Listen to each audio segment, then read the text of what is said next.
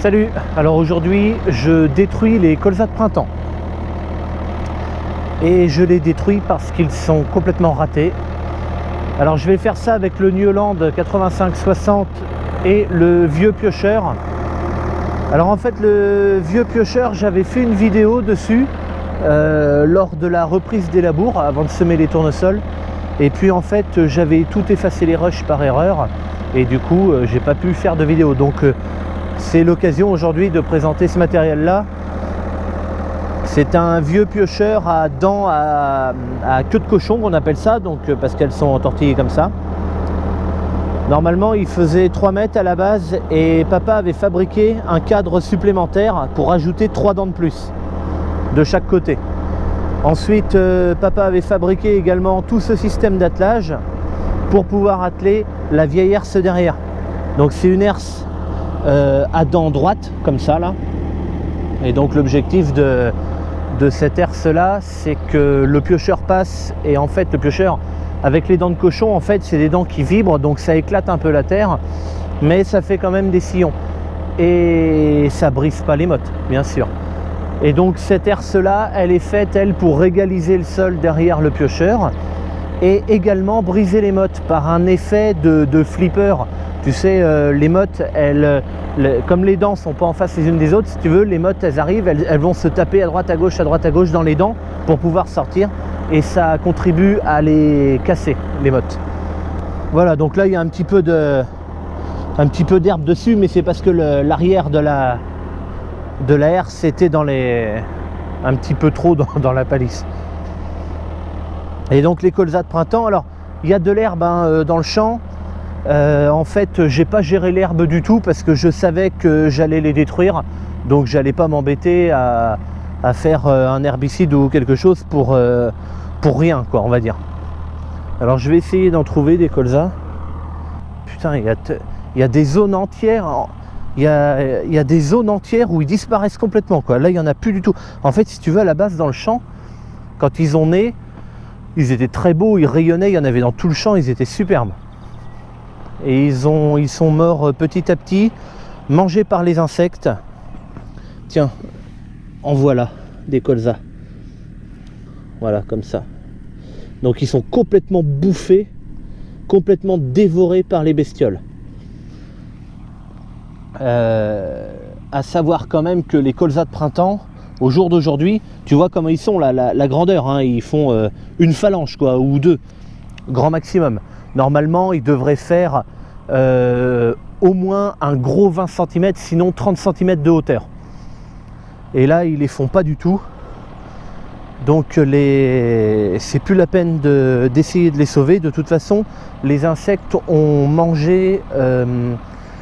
quand ils étaient au stade cotylédon, en fait, ils ont commencé juste après à faire leurs vraies feuilles. Et les insectes mangeaient ces vraies feuilles-là.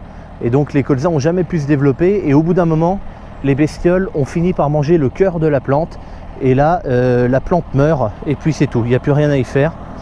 Il y a eu 4 insecticides et rien n'y a fait, absolument rien. J'ai même essayé de passer les insecticides aux doses maximum autorisées et en très bonnes conditions, avec un volume d'eau supérieur ou normal, enfin j'ai essayé plusieurs trucs, ça n'a jamais marché. Et j'ai fait 4 insecticides avec 4 molécules différentes. C'est ça qui est terrible en plus. J'aurais fait 4 fois le même, bon bah on peut se dire bon bah c'est la molécule qui n'a pas marché, et peut-être si j'en avais fait un autre aurait marché, mais là j'ai fait 4 insecticides différents, enfin 4 molécules d'insecticides différents.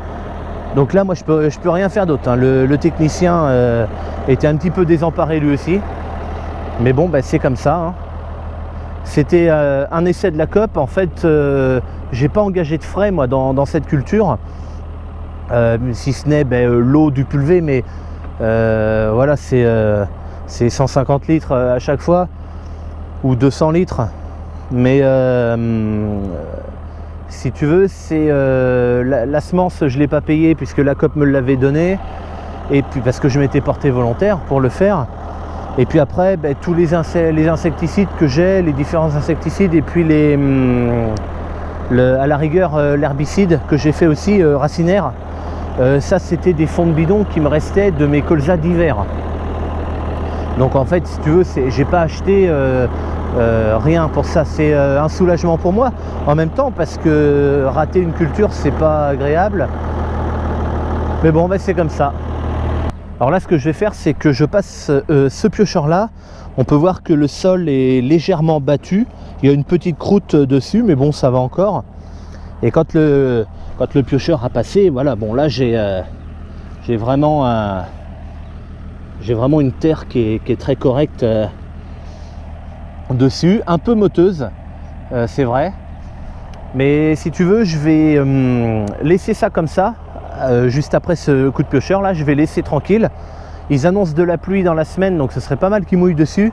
Et juste avant de semer les tournesols, au dernier moment, je vais passer un coup avec le 4-os, donc le déchemeur à disque, qui a lui un rouleau derrière qui va permettre, je pense, enfin j'espère en tout cas, d'émietter correctement. Et puis après je sèmerai les tournesols là-dedans. Tiens, ben là-dedans, ce que je viens de trouver, un fer à cheval. Alors ça, c'est rigolo. Je disais que j'avais pas de chance d'avoir raté ma culture et tout, et je trouve un fer à cheval dans le champ. Donc ici c'est la partie jardin où on a planté les patates.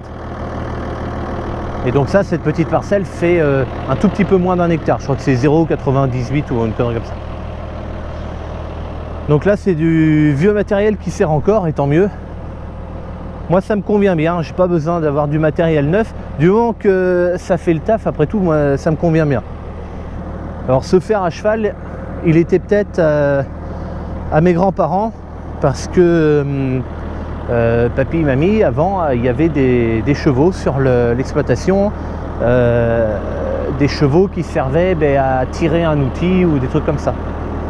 Il y en avait 2, je crois.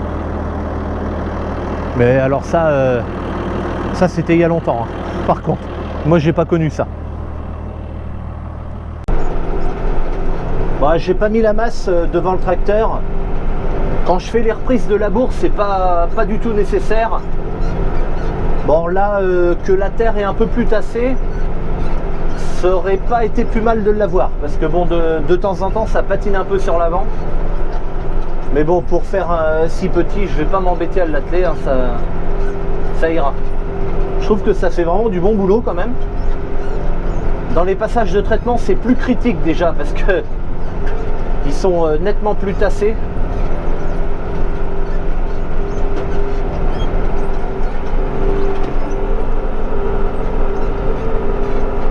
Là, on peut voir le passage du quad quand j'avais épandu les granulés anti-limaces.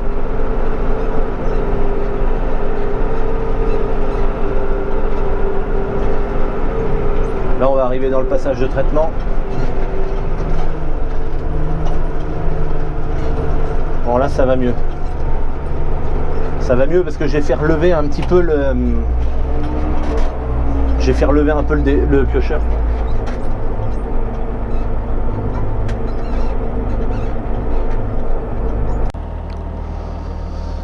Donc tu vois, la herse, elle est tenue par 3 chaînes, 2 à l'avant un peu plus grosses et une à l'arrière plus petite.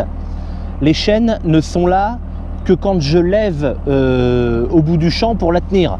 Et les 2 de devant, en fait, servent à faire traîner cet élément-là. Donc tu vois, c'est plusieurs éléments séparés, il y en a 5.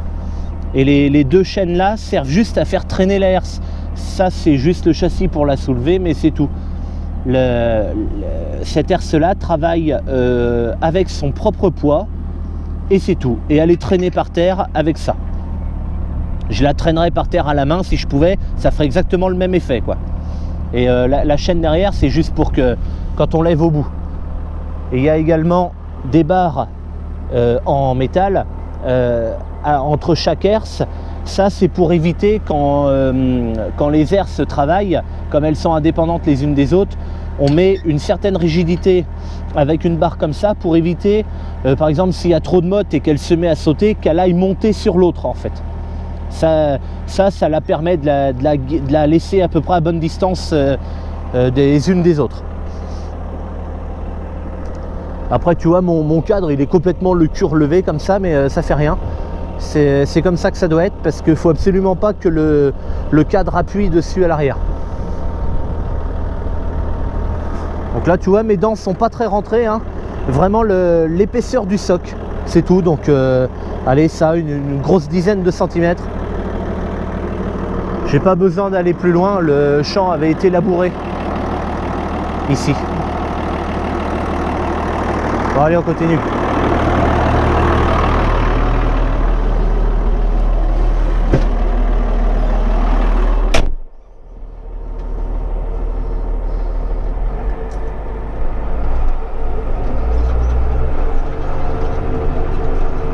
Allez hop. Donc un piocheur comme celui-là, ça nécessite une certaine vitesse de travail. Alors ça, il faut pas aller trop vite, hein, parce que c'est du matériel ancien et ça n'a pas été, si tu veux, ça n'a pas été étudié pour travailler à 15 à l'heure. Hein. Mais travailler à par exemple environ 6 km/h et jusqu'à 8 grand maximum. Faut pas aller plus que ça. En dessous, les dents ne vibrent pas suffisamment et ne travaillent pas correctement, et l'herse, les mottes n'auraient pas assez de vitesse dans l'herse pour se taper dedans et puis se briser. Et au-delà, les dents en queue de cochon ne sont pas faites pour. Et là, c'est les boulons ou alors la dent en elle-même qui casserait. Les déchômeurs à dents qui travaillent plus vite, ils n'ont pas les dents, elles sont pas du tout faites comme ça, hein, mais bon, enfin, après. Alors là, je suis en plein dans le passage de traitement, donc je vais prendre une vitesse de moins quand même, tu vois. Je te disais de pas rouler trop doucement juste avant, mais là, je vais être obligé parce que les passages de traitement sont vraiment tassés parce que je suis passé dessus quand c'était encore frais. Et du coup ça les a plombés quoi. Parce que pourtant le tracteur et le pulvé, j'avais 150-200 litres d'eau dedans. Donc si tu veux, c'est comme si j'étais à vide quand j'ai traité. À chaque fois. Heureusement.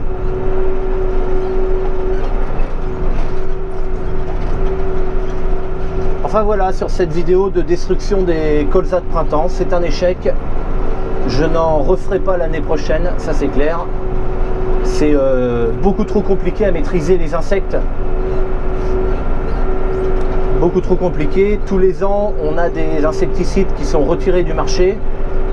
Alors, ben, s'ils sont dangereux, après tout, c'est normal qu'ils soient retirés du marché. Mais enfin, on se retrouve, n'empêche, avec des produits qui ne fonctionnent plus sur les insectes. Donc, putain, il y avait un chat là. Là, en l'occurrence, ce sont les altis qui ont mangé mes colzas. Enfin voilà, allez, moi je te dis à bientôt pour une prochaine. Allez, salut!